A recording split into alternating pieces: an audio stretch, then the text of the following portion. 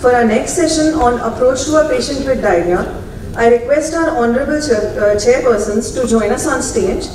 Dr. Jyoti Bhushan sir is a senior surgeon and president, Alumni Welfare Association, Prayagraj. Dr. S.N. Nazam sir is a senior physician of our city. And Dr. Tarun Kalra is a gastrosurgeon in the Department of Surgical Gastroenterology, Motilal Nehru Medical College, Prayagraj. Dr. Devesh Yadav sir to join us on stage.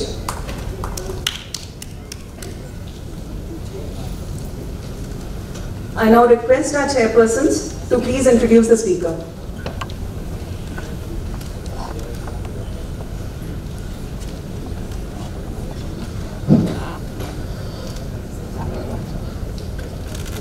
Very common disease, diarrhea, and everybody faces diarrhea. And many times it is diagnosed, sometimes it is taken as chronic dysentery, especially these IPD patients. They develop long-standing history of disease, and many patients say chronic pechish ho rahi hai, karke patients are ignored and they go on taking the various therapies for this. So on this topic, a very learned Professor Devesh Prakash Yadav ji is here. He is HOD IIMS Banaras University, Banaras. He has done his DM. He is from All India Institute of Medical Sciences, New Delhi. He has a lot of professional experience and lot of publications also, and various talks in various national and international conferences. I welcome Dr. Yadav for your lucid talk. Thank you, Chairperson, for the kind introduction. I am very thankful to the organizers for giving me the opportunity to speak on this common topic. As you heard the talk of Dr. Pramod Garg, that was on acute pancreatitis, and there are no much diagnostic problem. The acute pancreatitis is basically a management issue. But in diarrhea, there is not much of management issue. There is much of diagnostic issue. So the dictum in diarrhea is to treat the etiology, treat the cause. And in the pancreatitis, you should know the management. So I will, this is very vast topic, but I will cover in brief about the chronic diarrhea and also touch on IPD. So first of all, we should know definition of diarrhea. So diarrhea basically is a Greek term, the meaning of which is to flow through. And as we all know that more than 3 stools, that is liquid consistency, that is diarrhea. But what is scientific definition of diarrhea? More than 3 stools, liquid stools is not the scientific definition of diarrhea. That scientific definition of diarrhea is more than 200 gram of stool per day in Western countries and more than 300 gram of stools per day for India, because Indians are consuming high fiber diet. So that is scientific definition of diarrhea. In the diarrhea cases, you should always rule out fecal incontinence. That can also mimic diarrhea. Regarding timing, as you all know, in MBBS days, acute diarrhea is less than 2 weeks, persistent diarrhea is 2 to 4 weeks, and chronic diarrhea is more than 4 weeks. So in this figure, you can see that around 10 liters of fluid enters the small intestine. 10 liters of fluid. And 6 liters is absorbed from the jejunum, 2.5 liters from the ileum, and 1.5 liters enter the colon. And out of 1.5 liters, 1.4 liter is absorbed. And only 100 ml of fluid is excreted through the feces. So reduction of the water absorption or due to decrease in the absorption or increase in the secretion by as little as 1% can lead to diarrhea. Right? We should also should know the site of absorption of these nutrients. So duodenum and jejunum is for carbohydrates, fats, amino acids, iron, fat-soluble vitamins, calcium, magnesium. Ileum is for vitamin B12, bile salts, magnesium. Colon for short-chain fatty acids, vitamin K and biotin. Vitamin K and biotin is also produced by bacteria, gut bacteria. This is a single slide for acute diarrhea. It can be infectious, food poisoning or toxin, food allergy, various medications, and this acute diarrhea can be the first presentation of chronic diarrhea. So chronic diarrhea, you can divide the chronic diarrhea into three components: fatty diarrhea, watery diarrhea, and inflammatory diarrhea. So clinical history is very important when you see a case of chronic diarrhea, and the fatty diarrhea is patient is having bloating, flatulence, greasy or malodorous stools, difficult to flush. There can be weight loss and vitamin deficiencies like A, D, and E and K. Watery diarrhea, large volume with variable presentations. And inflammatory diarrhea, as you know that a typical example is inflammatory bowel disease, and you can see blood, mucus or pus in the stool. There can be pain abdomen, fever. The diarrhea is small volume. There is increased fecal leukocytes or calprotectin. There is leukocytosis, or there can be overt or occult blood in the stool. So that is inflammatory diarrhea. Now we should know the causes of this diarrhea. So fatty diarrhea, you can see from the maldigestion and malabsorption. Both can cause fatty diarrhea. Maldigestion, there is enzyme deficiency because of chronic pancreatitis, and also decreased luminal bile acid concentration because of primary biliary cirrhosis. Malabsorption from the mucosal disease like celiac disease, tropical sprue, mesenteric ischemia, after surgery short bowel syndrome, and SIBO. SIBO is a small intestinal bacterial overgrowth. So these are the causes of fatty diarrhea. Now coming to the watery diarrhea, remember that can be osmotic or watery. So osmotic diarrhea is basically because of carbohydrate malabsorption. Example is lactase deficiency, lactose intolerance. Or there may be use of osmotic laxatives like PEG or lactulose that can also cause diarrhea. That diarrhea is osmotic. The most common is secretory diarrhea, and that is due to malabsorption or secretion of electrolytes and water. This is the most common type. I will discuss later. These are causes of secretory diarrhea. What are the causes? Infective causes, post-vagotomy diarrhea, inflammatory bowel disease, various medication and toxins, microscopic colitis, various neoplasm, and vasculitis. So these are the causes of secretory diarrhea. And other is endocrinopathies like Addison's disease, carcinoid syndrome, gastrinoma, hyperthyroidism, pheochromocytoma. These are also causes of secretory diarrhea. Now the differential diagnosis of inflammatory diarrhea. There is inflammation in the gut. That is main cause is IBD, that is ulcerative colitis and Crohn's disease, infections, ischemic colitis, malignancy, and radiation colitis. Remember, these are common causes of inflammatory diarrhea. So when you see a case of diarrhea, you should make a syndromic diagnosis. How to make? First decide whether diarrhea is acute or chronic. Then decide whether it is organic or functional diarrhea. I will discuss later. Then localize the site of the disease as a small bowel, large bowel, combined or pancreatic. Then divide into painful and painless, and also look for the evidence of malabsorption, micronutrients and macronutrients deficiency. If you solve this, if you approach the diarrhea like this, then you will never miss a diagnosis of chronic diarrhea, causes of chronic diarrhea. So I will present a case. A 20-year-old man, I think boy, history of increased stool frequency for 2 years. Remember, young age, diarrhea for 2 years. Nocturnal diarrhea is present. Large volume, without blood and mucus. Do not improve with fasting.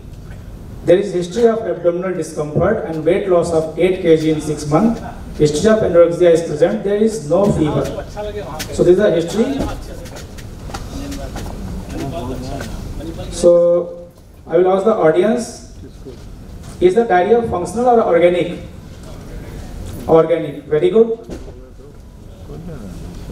Is it a small bowel or large bowel? Yeah, it is a small bowel. I will discuss why small bowel. Is the diarrhea associated with malabsorption? Yes, there is significant weight loss, 8 kg weight loss. So there is most likely patient is having malabsorption. It is painful or painless? It is painless diarrhea. Inflammatory or non-inflammatory? So there is no history of bleeding PR. there is no history of fever, there is no history of joint pain, most likely the patient is having non-inflammatory diarrhea. It is osmotic or secretory. So the diarrhea is not relieved with fasting. If the diarrhea is relieved with fasting, that is suggestive of osmotic diarrhea, otherwise that is secretory diarrhea. So this case, it is secretory diarrhea. So look this slide. So you should always differentiate between the organic and functional diarrhea. So how will you differentiate that? So these are the salient points for organic diarrhea. The volume will be large. There will be nocturnal stool. Means after sleeping, patient will get from the bed and go to toilet. Blood may be present. Blood is never present in functional diarrhea. Fecal incontinence will be there. Weight loss may be there. Frequency will be daily in case of organic and intermittent in case of functional.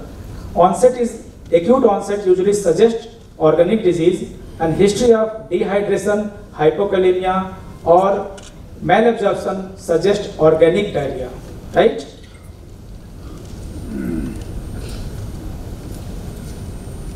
So now you should differentiate between the small bowel and large bowel diarrhea, whether the etiology is in the small bowel or large bowel. So look for the features of small bowel. So volume will be large in the small bowel and small in the large bowel. Blood will be absent in the small bowel. Rectal symptoms will be absent in the small bowel. If the signs of malabsorption is there, carbohydrate, protein or fat, it is mostly small bowel diarrhea. And if there is signs of vitamin deficiency, it is small bowel diarrhea. So remember that small bowel diarrhea will having large volume, signs of malabsorption, because most of the nutrients are absorbed from the small bowel, either micronutrient or macronutrient. And if there is pain, the pain will be in the central. So central pain is suggestive of a small bowel disease, and the hypogastric pain is suggestive of large bowel disease. And the rectal symptoms are always suggestive of large bowel disease. What are rectal symptoms? So bleeding PR, tenesmus and urgency are the rectal symptoms suggesting large bowel diarrhea. So you can see small bowel diarrhea can be with malabsorption and without malabsorption. So causes: celiac disease, tropical sprue, parasitic infections, EPSID. EPSID is a kind of lymphoma, that is immunoproliferative small intestinal disease. That is a kind of low-grade lymphoma. Intestinal lymphangiectasia, bacterial overgrowth, intestinal TB and IBD Crohn's disease. So these are the causes of small bowel diarrhea with malabsorption, and bile acid diarrhea and other causes of secretory diarrhea are without malabsorption. Now coming to the large bowel diarrhea, you can see there are two types of large bowel diarrhea, functional and organic. If I ask a question, what is the most common cause of chronic diarrhea in society? Most common cause of chronic diarrhea in society. Chronic. Acute is always infective, but chronic. I think the answer should be irritable bowel syndrome. The IBS is the most common cause of chronic diarrhea in the society. Chronic. So that comes under the category of functional diarrhea. Then organic diarrhea with blood, inflammatory bowel disease, you can see tuberculosis, carcinoma colon. And without blood, drugs and microscopic colitis. So microscopic colitis is basically a disease of the large bowel where the patient is having diarrhea, but the colonoscopy is normal, and you take the biopsy and there is changes of colitis on microscopy. That is, there are two types of microscopic colitis, lymphocytic colitis and collagenous colitis. So that can be diagnosed on histopathology. So if a patient of chronic diarrhea is undergoing colonoscopy and the mucosa is normal, everything is normal, usually the endoscopist do not take biopsy from the normal mucosa. They always take the biopsy from the abnormal mucosa.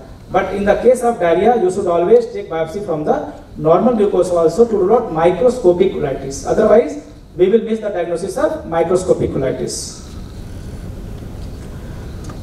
Is the diarrhea due to inflammatory disease or non-inflammatory? So fever, constitutional symptoms and joint pain suggest inflammatory diarrhea.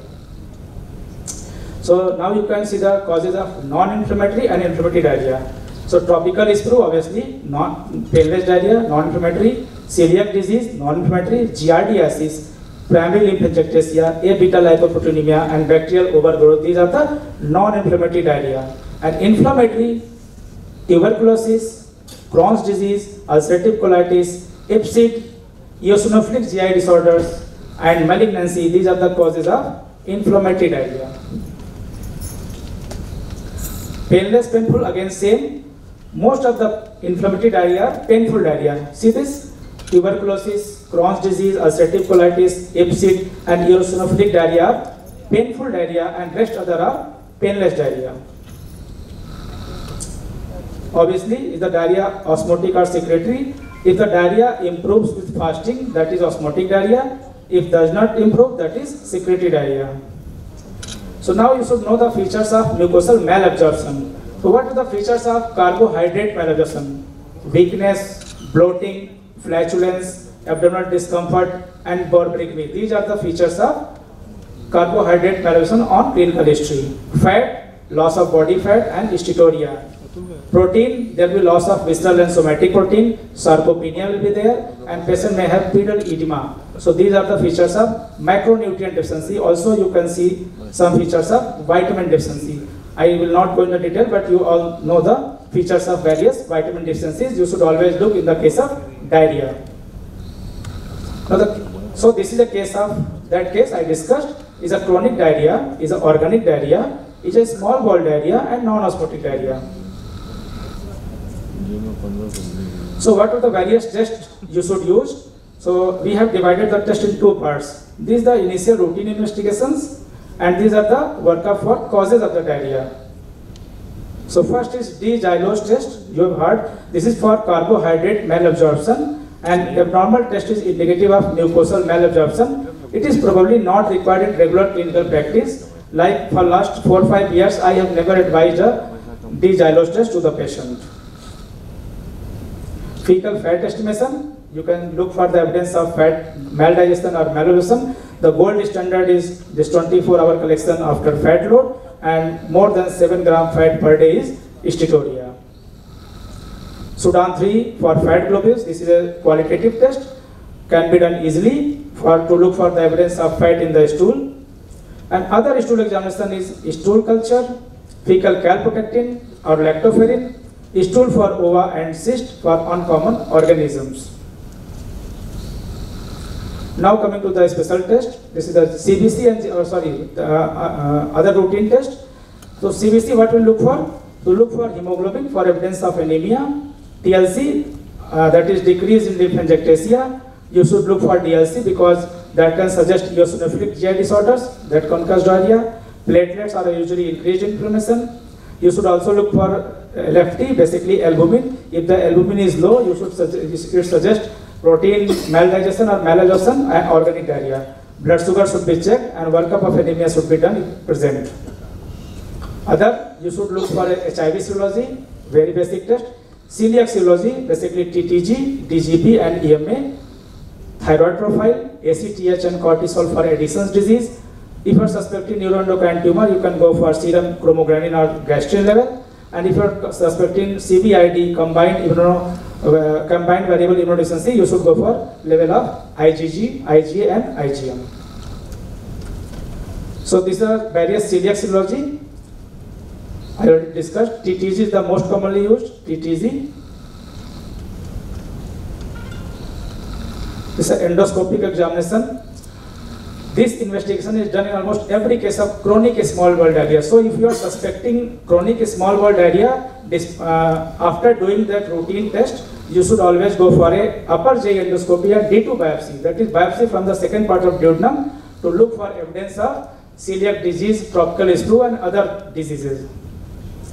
This is a picture showing scalloping. This is a scalloping of duodenal folds in case of celiac disease. Other endoscopic tests are capsule endoscopy and colonoscopy. What are the indications?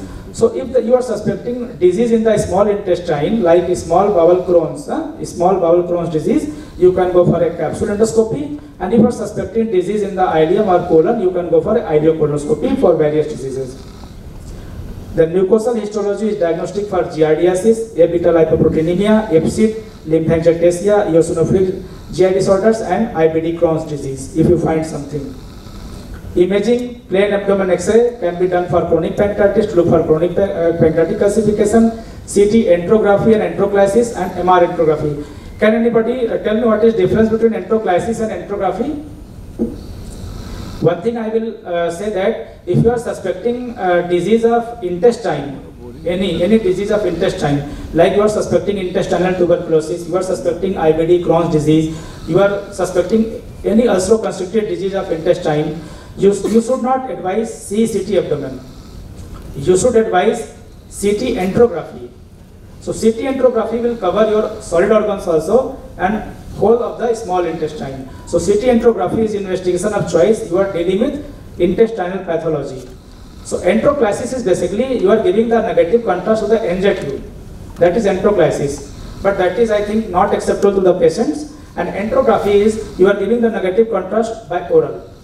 So the patient is taking orally, that is enterography. If patient is taking the contrast by NZ tube, that is enteroclysis. So nowadays we are, I think 99% we are doing enterography, not enteroclysis. Routine use of area meal follow through is discouraged. So large bowel diarrhea, I think everybody knows about the IBS. It is very common problem in the society, irritable bowel syndrome, and you can diagnose with Rome 4 criteria. So if you are suspecting functional bowel disease, drug-induced diarrhea, incontinence, microscopic colitis, you can go for a sigmoidoscopy. If you are suspecting IBD, tuberculosis or radiation, you can go for a colonoscopy. I will just brief you about the presentation of ulcerative colitis and Crohn's disease. So basically, as you see, the ulcerative colitis is a disease of large intestine. Crohn's disease can occur from oral cavity till anal canal. So Crohn's disease will have ischemic lesions, like ulcer is there in the jejunum and another is in the ileum, another in the colon, that is Crohn's disease. But the ulcerative colitis is continuous process that it starts with the rectum and ascends towards the cecum, like this, you can see. So it starts from the rectum. If the rectum is involved, it is called proctitis. Then it is proctosigmoiditis, left-sided colitis, and beyond splenic flexure it is pancolitis. Okay? So there should be no confusion. Pancolitis is not the inflammation up to cecum. If the disease is present beyond the splenic flexure, that is termed as pancolitis. This is a picture of Crohn's disease. You can see the deep ulcers. These are the various pseudopolyps and deep ulcer, longitudinal ulcers in the Crohn's disease. You will have rectum involvement in only 50%. The traditional teaching, I think, in MBBS was that rectum is spared in Crohn's disease and ulcerative colitis, rectum is always involved, but that is not true. 50% of the cases may have rectal involvement in Crohn's disease also. And as you know, ulcerative colitis is mucosal disease and Crohn's disease is transmural disease. This is the ischemic lesions of the Crohn's disease. Intervening mucosa will be the normal in case of Crohn's disease, but not in the ulcerative colitis. So coming back to the patient, same patient, hemoglobin is 8.5, albumin is 4.3, stool routine microscopic showed giardia present, and IgA was highly elevated, less than 8 is normal, and the value of the patient is 65. Upper endoscopy showed attenuation of folds of the duodenum, and scalloping was present, and duodenal biopsy was done.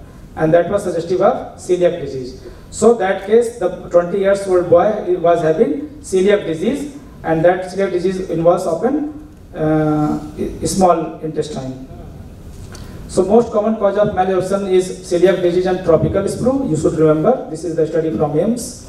And now we are going towards the end. Just for revision, the common causes of chronic small bowel diarrhea, remember celiac disease, tropical sprue, giardiasis, intestinal TB, Crohn's disease, small intestinal bacterial overgrowth, IPSID and other lymphomas, HIV enteropathy. These are the common causes. There are many causes, but there are common causes of chronic small bowel diarrhea.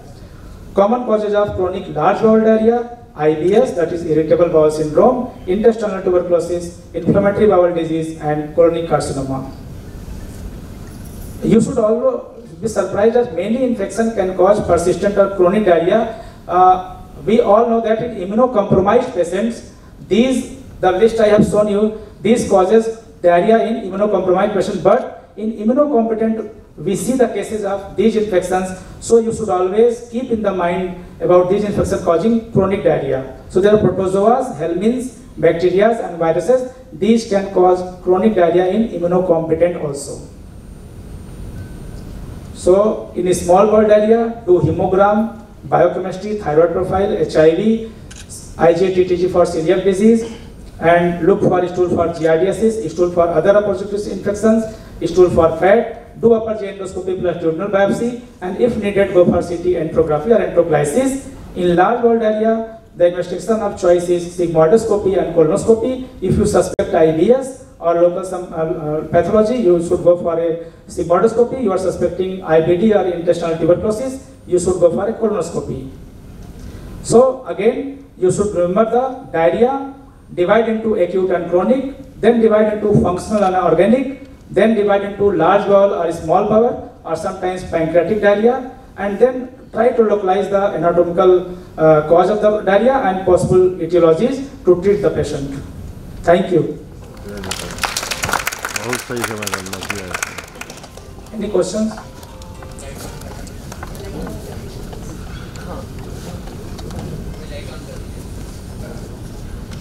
Thank you, Dr. Devesh, for an excellent talk on chronic diarrhea, which all of us come across. If there are any questions from the audience. No. His grandson was 1 year old. He started having loose motions frequently. रोज हम लोग paediatrician डांट खाते थे कि तुम इसको खाना सफाई से नहीं खिलाते हो, दूध नहीं चीज पिलाते हो, बोतलें पिलाते हो. Well, for 1-2 years he was having diarrhea, and he was not diagnosed. Many often children are not diagnosed. Then TTG was done and he came out positive. And from that day we started his gluten-free diet, and he improved a lot. He's still going very well, but the day he eats some gluten, he gets diarrhea. So it is very common celiac disease, which is often misdiagnosed. Just now, we should, if you are remember this chart, and before that, this is the workup for diarrhea. So if you see a case of small bowel diarrhea, just follow the upper. If you see the case of large bowel diarrhea, just follow the below one. You will diagnose the case. And nowadays, basically, prior teaching was that celiac disease and tropical sprue presents with typical features of malabsorption. But nowadays, we don't see celiac disease with malabsorption. We are just in atypical presentations of celiac disease, like patient is having anemia, and in workup we found celiac disease. Patient is not having diarrhea, like patient is having growth retardation. So there are varied presentations: anemia, growth retardation, short stature, many pituitary problems, many hormonal problems. That is presentation of celiac disease nowadays, not the malabsorption. Anemia present. Yeah. They will have low hemoglobin and not. And sometimes, many times celiac disease present like IBS, irritable bowel syndrome.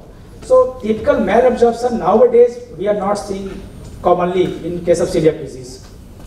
The red warning signs should be there wherever the diarrhea is there. We need to evaluate. Anybody question from audience? No. You talk something about microbiome. Now the entire focus in GI is about microbiome.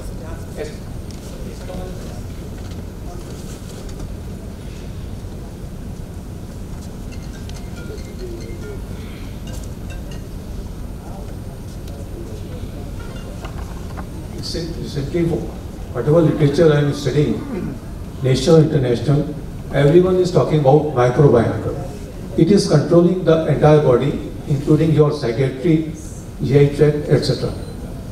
Now, for last 15 years, only one germ has come, like in Enterogermica, something like that. Then a lot of bacterial studies have gone, and this is being sold in market in Amazon, in America, with their cultured yogurt with specific and types of microbes with their genetics and coded, and they are well defined also. Yeah. So my question is, especially simple question: after use of heavy antibiotics, the entire microbiome is finished in the GI tract. How to enter good germs? Now in the market is only one product is available, Enterogermina similar like that. So do you have any suggestion for that to give the best? No, there are many probiotics and prebiotics available in the market, and in gastroenterology we usually use multi-stem BSL-3 that comes from the Sun Pharma, and the role of probiotics is basically, there is very broad, we can have a lecture on that. And for fecal now the concept is fecal microbiome transplant, FMT. Right. We are focusing on fecal microbiome transplantation. Yes. And for recurrent Clostridium difficile infection, it is a recommended treatment. FMT is the recommended treatment. But in other cases like IBS Yes. or other diarrheas or IBD, it is an experimental therapy. Means now lot of data is coming from world and India about fecal microbial transplantation for management of this patient, because microbiota manipulation restores the good bacteria and causes cure of, means control or cure of the disease. Yes, for this thing, and for this thing, some deficiencies or something, this is a specific treatment for the stool implant is the only treatment of, after super infection, this is the only treatment and is being done in USA. So my question is again, anything available in India which we can use, especially after heavy antibiotic use? You can take, there are varied data, some uses bacterial strains, some uses prebiotic strains, some uses fungal strains. The concept is behind that, people say that if you take like Econorm, the Dr. Reddy's company, Econorm is fungal strain. So they said that it is not killed by the antibiotics. So you can take fungal strain along with the antibiotics, and that fungal strain will not allowed to kill not allowed to colonize the bad bacteria in your gut. So if you are giving antibiotics like rifaximin or ofloxacin or metronidazole, you can take probiotics along with that for the prevention of antibiotic associated diarrhea. And I usually prefer fungal strain for that, because that is not killed by the antibiotic. Many live bacterial strains are killed by the antibiotic when you take the probiotic with antibiotics. One author is very emphatic that IBD is mostly SIBO. Do you agree? Yeah. IBD, inflammatory bowel disease, mostly it is because of SIBO. Yeah, IBD is basically, there are three components added. Genetic factors should be there. Genetic is must, because if genetics is not there, will not develop IBD. Second is environmental factors, that is microbiota, fecal microbiota, and third is autoimmunity. These three are the major components for development of IBD. Genetics, fecal microbiota, and third is autoimmunity. Three is important for IBD. Thanks. Okay, good. Anybody else? If I may just add to the question which was asked, after antibiotic therapy, the fecal microbiome will come back on its own. You don't need to give probiotics for that. To prevent antibiotic associated diarrhea, you can start probiotics, and that has to be within 72 hours of the starting of antibiotic. And for C. difficile diarrhea, FMT is not the first line treatment, it is used for the second recurrence. So it is not recurrent. It is for the recurrent C. difficile infection. Second recurrence. For second not recurrence, the first, not the first. For first recurrence, you will use granulate with the rifaximin chaser, as it is called, for giving rifaximin for 21 days. Agreed. One more question. Use of PPI, does it cause diarrhea? Yeah. PPI is a documented known cause of diarrhea. You can see this, I had a slide, but due to lack of time, these are common medications and toxins associated diarrhea. See this. The first one is H2 receptor blockers and PPIs.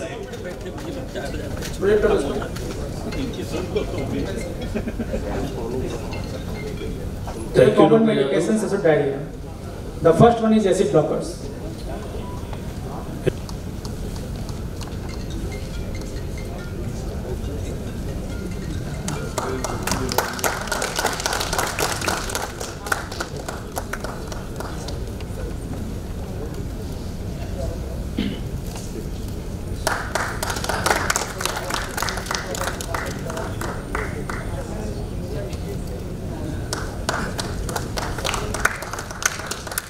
Can't be, sir.